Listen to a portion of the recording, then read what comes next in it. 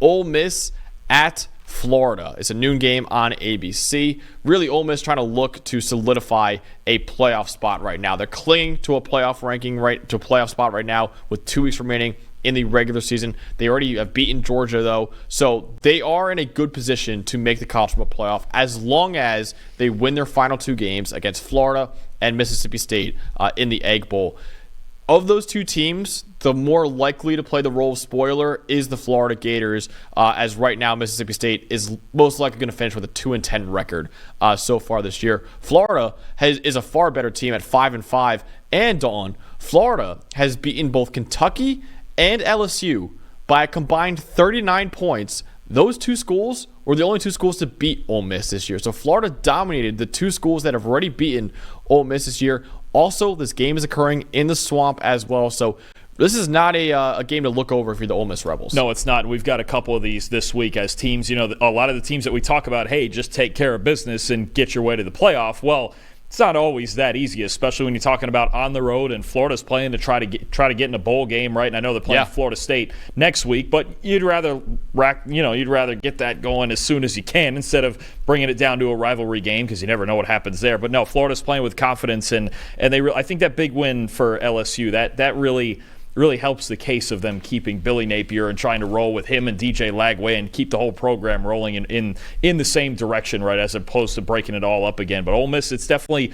a threat, and I think seeing Florida beat LSU on tape last week should have Ole Miss on high alert. Really, they're really on high alert. And Dawn, you have the Ole Miss offense in this game, so what should we be looking out for when Jackson Dart and the Rebels have the ball? So I think this comes down to Ole Miss and Jackson Dart he's the best play-action quarterback in the country this season. A 93.6 play-action passing grade leads the nation. He's got like 600 more passing yards in play-action than any other quarterback in the country. This is what Ole Miss does, right? There's 3 things in their passing game. They take shots off play-action down the sideline, they'll drag the tight ends over the middle, or they'll use the RPO game to get in the flat. It's really just kind of 3 levels, and it's kind of a simple passing game, but it's really effective because the way they get people to move, right? In Florida, before last week, they were 99th in the country in play-action coverage grade, okay? And we've talked all year about Florida's secondary struggling. Last week, they were really good. They had an 85 coverage grade against LSU's play-action, but LSU also isn't known as a great play-action team, a great running team. There's not a whole lot of diversity to their offense. They know Garrett Nussmeier's throwing the ball. We all know. You can ball fake it all you want. We know what LSU's offense is doing 80% of the time, right? This is a different animal, and I think talked about before, Ole Miss, they got more conservative a little bit in their passing game as they got back into rhythm, right? The Oklahoma game, the Arkansas game, they got away from just lining up and throwing go balls, right? They got back to what they do best, and that's run play action and attack every inch of the field, right? And they did it without Trey Harris. I think it forced them to do it. Actually, it sounds funny, but I think for the sake of their offense, Trey Harris's injury and having to retool because of it may have actually saved their season. Because against LSU, they were chucking up go balls, and then Harris got hurt, and then they kept doing it, and they didn't know what to do to adjust, okay? Now it's more of a mix. You get the intermediate passes going, you get the RPOs going, and now this week, from what Lane Kiffin's been saying, Trey Harris is coming back. So now you know all this. You have Jordan Watkins playing well. You have Caden Lee playing well in the slot. Daquan Wright playing well. He's kind of playing more than Caden Prescorn nowadays, right? Now Trey Harris comes back in as the vertical threat to add on to it. And I'm curious to see if now we can just put it all together and we have all the best elements of this offense with Trey Harris back in as the vertical threat, but keep using those other guys underneath, keep using the play action, get the run game going a little. They've been struggling to run the ball this year, but they can still space it out. The play action can back off linebackers, and you can really start controlling people. But that's what I want to see, is how much Ole Miss can stay in the rhythm of play action, because that's the other thing that they lost when they had those 3 games they were struggling, is they stopped running it. They ran play action a lot less. Now they've been getting back to it. It's been as effective as it's ever been. Now you get Harris back. Stack up every good thing you've been doing in this offense and put together what could be your best offensive effort of the season, along with that Arkansas game with a Florida secondary who has still mostly struggled this season.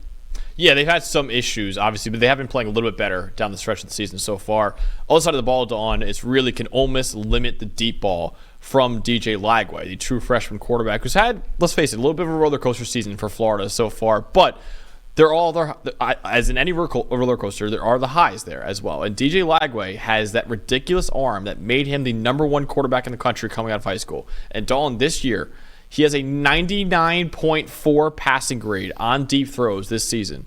That is the highest among all quarterbacks in America by 3.6 points. He has 13 big-time throws on deep throws and 0 turnover-worthy plays on deep throws. The only other quarterback in America who has that many big-time throws on deep passes with 0 turnover-worthy plays is Shedeur Sanders right now. So DJ Lagway has been, by all accounts, one of, probably, if not the best deep ball thrower that we have in college football.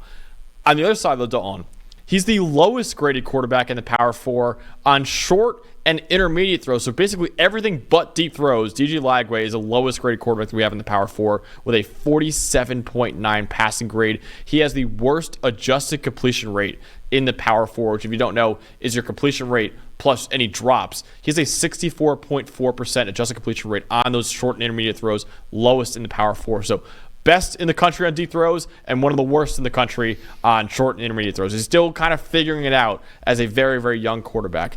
Ole Miss this year has the 4th highest graded defense in America with the 8th best grade on short and intermediate throws at 82.9. But that figure drops down to 81st in the country on deep throws with a 49.6 defensive grade on deep passes, and they're 104th in EPA per play on deep passes as well. They've had some issues allowing deep throws outside the numbers on their secondary. That's an area that DJ Lagway is excelling right now. But the best way, I think, to limit the deep ball is to not even let him throw the deep ball in the first place. And how they can do that, Dawn, is with one of the best defensive lines in college football. They have the 2nd best pass rushing grade in college football, only behind Michigan at 90.3. 216 pressures on the year, tied for the most in America as well.